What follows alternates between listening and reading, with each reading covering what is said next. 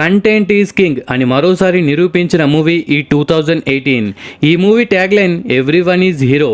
Tovino Thomas ఉన్నా కానీ అతనే హీరో అని ఏం కాదు, ఈ కథనే ఈ సినిమాకి హీరో. ఈ వర్షం వరదల కాన్సెప్ట్తో వచ్చిన కొరియన్ మూవీ ప్యారాసైట్కి ఆస్కార్ అవార్డు వచ్చింది. ఈ లెక్కన ఈ 2018కి కూడా ఆస్కార్ అవార్డు వచ్చేంత సత్తా ఉంది. మలయాళంలో ఎప్పుడో రిలీజ్ అయిన ఈ మూవీ 150 కోట్లు కొల్లగొట్టి రికార్డ్స్ని సొంతం చేసుకుంది. ఈ అద్భుతాన్ని ఇప్పుడు తెలుగులో కూడా డబ్బింగ్ చేశారు. పక్కాగా థియేటర్లో ఎక్స్పీరియన్స్ చేయాల్సిన మూవీ ఇది. సినిమా చూస్తున్నంతసేపు మన సరౌండింగ్లో కూడా వర్షం ఏమైనా పడుతుందా అనే ఫీలింగ్లో ఉంటాం. ఆ వరదల్లో మనం కూడా ఉన్నట్టు ఫీల్ అవుతాం.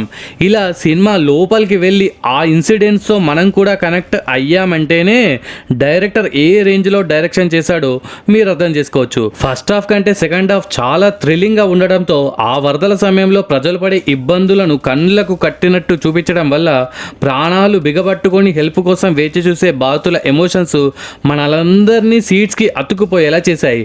నిజంగా 24 క్రాఫ్ట్స్ చాలా అద్భుతంగా పనిచేశారు. ఆ స్టన్నింగ్ విజువల్స్ని, వరద ముంచెత్తిన కాలనీలను, ఆ ఇండ్లను, ఆ జనాల కష్టాన్ని ఎంత రియలిస్టిక్గా చూపించారంటే ఆర్ట్ డైరెక్టర్కి, కెమెరామెన్కి, డైరెక్టర్కి, ప్రతి ఒక్క టెక్నీషియన్స్కి హ్యాట్స్ ఆఫ్ చెప్పాల్సిందే.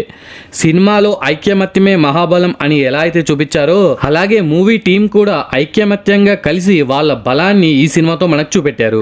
చాలా వరకు సీన్లు రియల్ తుఫాన్ చూస్తున్నామా అనే అనుభూతిని సినిమా చూస్తున్నంతసేపు ఇస్తూనే ఉంటుంది. ఫస్ట్ హాఫ్ చాలా క్యారెక్టర్స్ ఇంట్రడక్షన్, వాళ్ళ మూమెంట్స్ని చూపించడం చేసి ఇంటర్వెల్ అయిపోయినప్పటి నుండి సెకండ్ హాఫ్ చాలా ఉత్కంఠభరితంగా మలిచారు. సెకండ్ హాఫ్లో ఎమోషన్స్ పీక్స్ ఉంటాయి. క్యారెక్టర్స్ని రాసుకున్న విధానం చాలా బాగుంది. స్క్రీన్ ప్లే, ఆ మ్యూజిక్, ఆ సినిమాటోగ్రఫీ సినిమాకి హైలైట్ అని చెప్పాలి. ఇక క్లైమాక్స్ అయితే గుండెని పిండేస్తుంది. వందల మంది ప్రాణాలు కోల్పోయిన 2018 వరదల్ని తలుచుకుంటే కేరళ ప్రజలు ఇప్పటికీ ఉలిక్కి పడతారు. సినిమా మనకే ఇంతలా కనెక్ట్ అయిందంటే ఇక కేరళ ప్రజలకి ఈ సినిమాతో ఎంతలా కనెక్ట్ అయ్యారనేది మాటల్లో చెప్పలేం. వరదలు అనేటివి వాళ్ళకే కాదు, ఈ ప్రపంచంలో ప్రతి ఒక్కరూ వాళ్ళ లైఫ్లో ఈ వర్షం, వరదల వల్ల కలిగే ఇబ్బందులు ఫేస్ చేసే ఉంటారు. సో దానివల్ల ప్రతి ఒక్కరూ ఈ సినిమాకి కనెక్ట్ అవుతారు అని చెప్పడంలో సందేహమే లేదు.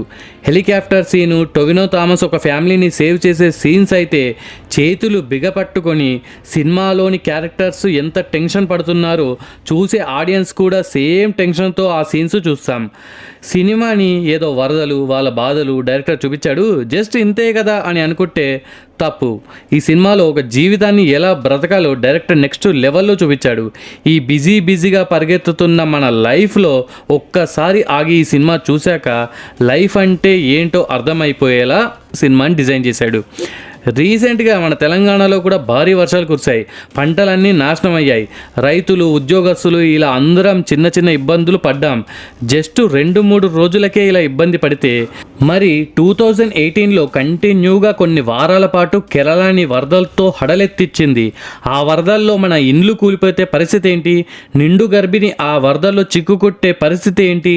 ఆ వరదల్లో మనతో పాటు మన ఇల్లు కూడా 2 అంతస్తుల హైట్ వరకు మునిగిపోతే మనం బ్రతకగలమా?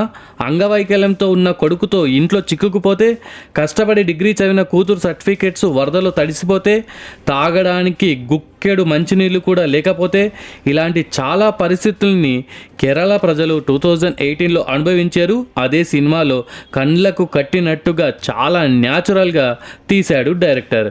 అక్కడ నేనుంటే వెళ్ళి వారిని కాపాడుతా అనేలా చూసే ప్రేక్షకుడు రియాక్ట్ అవుతాడు. సినిమా చూస్తున్నంతసేపు ఆ వరదల్లో మన వాళ్ళే చిక్కుకున్నట్లు, వారికి హెల్ప్ అందగానే అమ్మయ్య మనోళ్ళు సేఫ్ అయ్యారు అనే ఫీలింగ్ మనకి కలుగుతుంది. సినిమా స్టోరీ చాలా సింపుల్, కానీ ఆ స్టోరీని ఇంత అద్భుతమైన కథనంతో మలిచి మనల్ని మెప్పించాలంటే డైరెక్టర్కి ఇది ఒక పెద్ద ఛాలెంజ్. కానీ డైరెక్టర్ తన టాలెంట్తో ఒకసారి టెన్షన్ పెట్టాడు, ఒకసారి హాయిని అందించాడు, ఇంకోసారి ఏడిపించాడు, మరోసారి భయపెట్టించాడు. ప్రతిసారి మన మనుషులం, ఏది శాశ్వతం కాదు. కులం, మతం, ధనం అన్నీ కొట్టుకోవడానికి తప్పితే మనిషి హ్యాపీగా ఉండడానికి కాదు. మనం ప్రతి క్షణం హ్యాపీగా ఉంటూ ఇతరులకు సహాయం కావాలంటే అందించాలి, ముందుండాలి. మొదట మనం మనిషిని మనిషిలా చూడాలి అనే మెసేజ్తో మన కళ్ళు తెరిపించాడు. చివరికి ఒక పక్క బరువెక్కిన గుండెతో ఇంకో పక్క మన హృదయాల్లో ఈ గొప్ప చిత్రం ఎప్పటికీ ఉండిపోయేలా చేశాడు. ఇది సినిమా కాదు, ఒక అద్భుత కావ్యం.